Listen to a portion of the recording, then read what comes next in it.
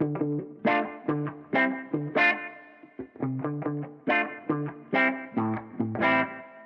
better staff that I'd rather be with in the fire or players, and looking forward to going back to work and getting prepared for a very, very difficult opponent in Oklahoma, who has one of the best defenses I've seen in a while. They really are so multiple and can run and hit and strike, and they're really talented. And it appears offensively they got a little spark last week at the end of the game by bringing in the freshman quarterback that was pretty dynamic.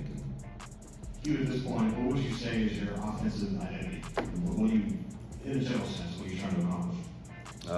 We're exactly what we're doing. I think we're good at it.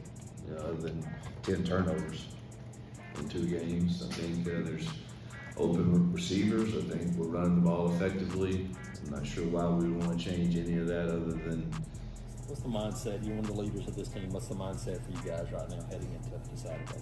Yeah, I think our mindset is to develop upon the games that we have played in, understand the mistakes that we've made with, as a team, and trying to learn from those mistakes in every form of the game, defensively, offensively, special teams wise. How are we able to?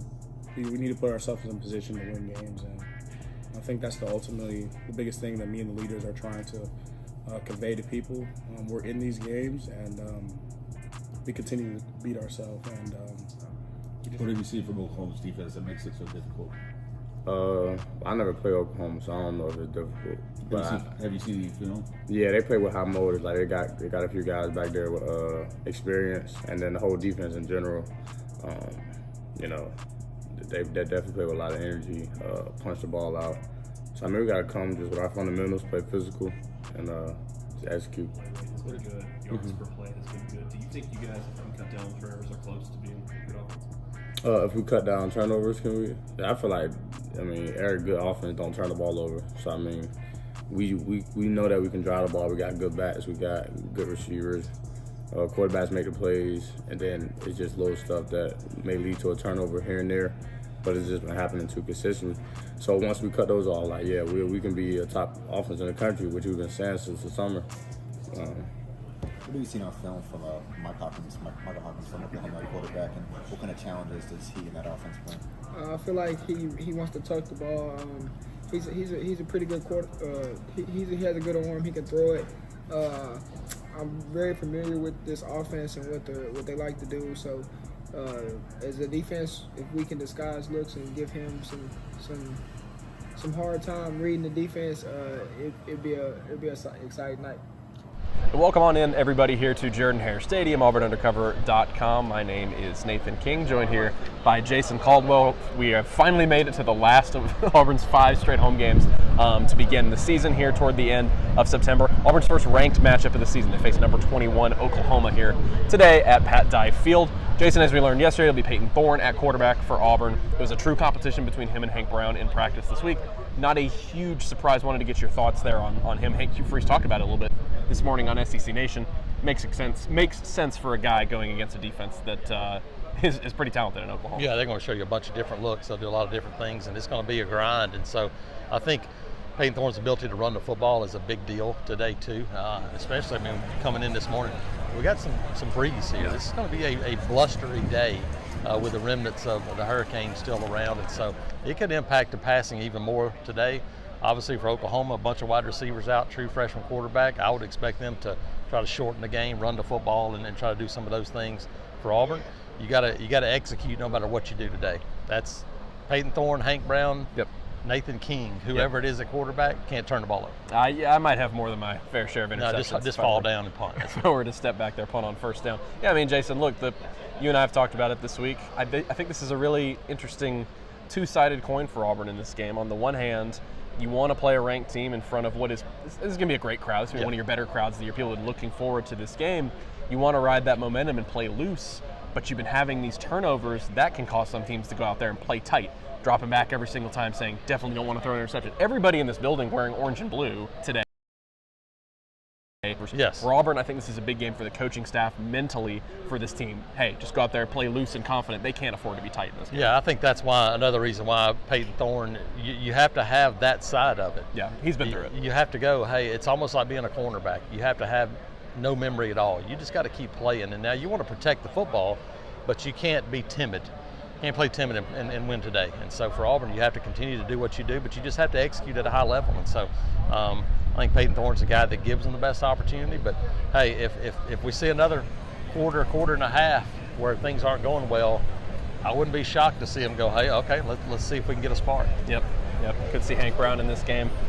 You mentioned Thorne's running ability. Oklahoma has the number 7 run defense in the country, but I think this is a game where Hugh Freeze talked about it this week. Get more into your RPO stuff, he said, when they've gone back and looked on film, when they've stayed within their scheme and not deviated from that, they felt they've been more successful. And so Thorne's running ability, Jarquez Hunter, those are a couple of really big players today. On the Oklahoma side of things, you mentioned it, true freshman, Michael Hawkins Jr. He is the first Oklahoma quarterback since Troy Aikman to make his first ever start in a road game. So it's been quite some time. But you mentioned the injury situation. People haven't seen it for Oklahoma. Their 5 best wide receivers will not be available in this game. Purdue transfer Deion Burks was kind of the final straw there, and he is out for this game. They moved a corner to receiver. He will actually probably play significant snaps in this game. Huge day for DJ Durkin's defense. This is a game they should be able to control, because even before these injuries, even before the quarterback change, this Oklahoma offense has been very bad. Yeah, they weren't very good to begin with. Some struggles on the offensive line. Running backs haven't done a ton. I mean, Jackson Arnold was tied for their leading rusher, the starting quarterback to start the year. So they haven't had a ton of success, but no question about it today. You've got to put the ball in the hands of the quarterback on third downs with a limited wide receiver group and make him beat you. And so that's the goal for Auburn's defense. It is, hey, line of scrimmage, don't let the quarterback beat you with his legs and make him throw the football. Well, this is another guy. I mean, he is not the same as those 2 quarterbacks I've seen before, but Taylor Green was able to extend, able to have things converted on a 3rd and long. This is going to be another example of that for DJ Durkin's defense. On the Auburn side of things, I think the injury situation is going to be okay. Cam Coleman is a guy I'm looking at in this game. That shoulder has been bothering him. We've seen some kind of weird extensions from him that have caused those bobble passes. But you mentioned, Jason, I mean, this is the spot for Auburn as we sort of zoom out for the rest of the year. You said it this week on the podcast, there's no such thing as a must-win game, especially in September. Yeah. But this feels like a do-or-die sort of spot for Auburn when you look at what they have coming down the road, have to take advantage of being at home today. Yeah, it's kind of like those plays Pat Dye used to always say there's 4 or 5 plays that happen in a game that determine the outcome. The only problem is you don't know which 4 or 5 those are. It's the same thing for a schedule. I mean, obviously, you lose in games. Sure. It doesn't bode well. But you could lose this game, and if you win out, then it doesn't have as big. There's things you don't know. So yeah, it's obviously an important game. There's no question about that. I think everybody's going to feel it. We talked about it this week. I think it's really important for Auburn to get off to a good start. Yep. They've turned the ball over early. They've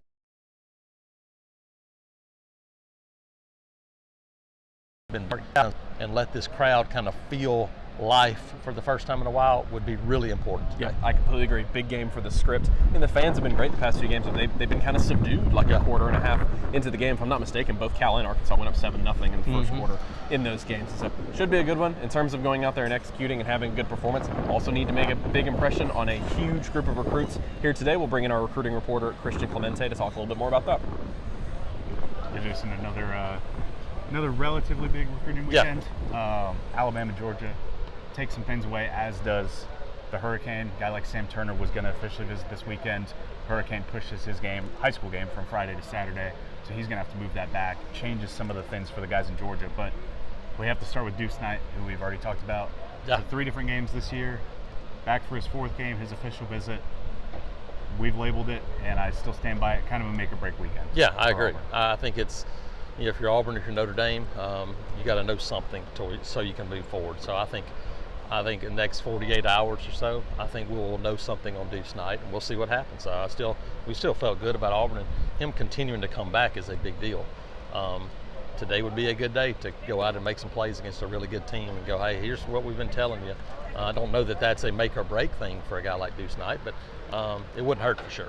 Yeah, that's the thing. I don't know what the make or break is. Correct. Because we felt like Auburn got to the finish line and got over the finish line behind scenes, but didn't get it publicly. And so I don't know what it will take this weekend. He's had every conversation. He's talked to every coach. He's had every football conversation, how he could fit in. He's had NIL discussions with collectives and stuff like that. All that's done. I don't know what it will take to get over the finish line, but that's what Auburn is definitely searching for this Correct. weekend. Absolutely. So you got to figure out what happens with Deuce Knight. Obviously, that's kind of the first step in this group this weekend. But a couple more official visits and some familiar names this weekend. Yeah, commitments. Guys like Alvin Henderson, Anquan Fagans, Jared Smith, all taking their official visits. Bigger deal probably for Jared Smith and Anquan Fagans because they're still taking visits elsewhere. So good to get them in and try and get them solidified a little bit more. Alvin Henderson is pretty much shut down his recruitment. Yeah. He's good. Guy like Anthony Crua is an interesting name who's coming back this weekend, the North Carolina linebacker commit from the Alpharetta area. He's interesting. Not on the list, but he said previously he was going to be here, and I wouldn't be surprised if he does show up. Neem offered. Yeah. He visited last weekend. Again, would not be shocked if he's back again this weekend. So that'll be one that we're definitely watching to see whether or not he shows up. Ton of talented young guys, 2026s, 2027s as well. So Auburn kind of loading up there a little bit. And then Jason, it's Bruce Pearl in basketball. They just got a commitment. Now they're searching for a couple more as well. Yeah, absolutely. They continue to bring guys in. A couple of 2025 prospects. There'll be official visits this weekend. Caden Magwood, Nigel Walls, a couple of top 100 guys again coming in. Amari Wooten is a 2026 prospect. Manny Green's an interesting one. He's a Georgia kid. Auburn just offered this week.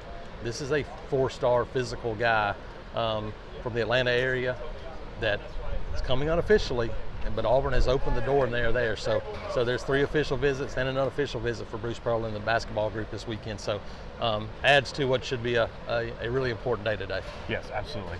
So stay locked in at auburnundercover.com. We'll have you covered on there, and then stay tuned as well for the post-game pod.